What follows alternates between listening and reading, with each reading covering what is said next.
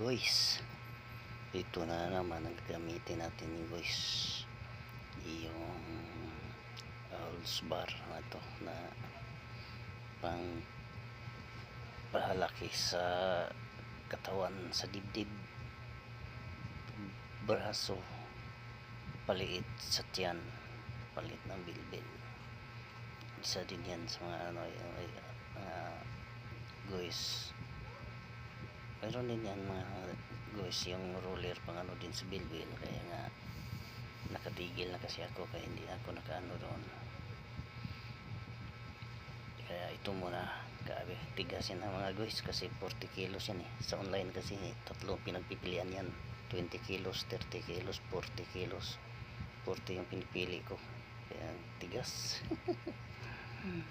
Pero kailan katagalan din kinakaya ko naman mga guys.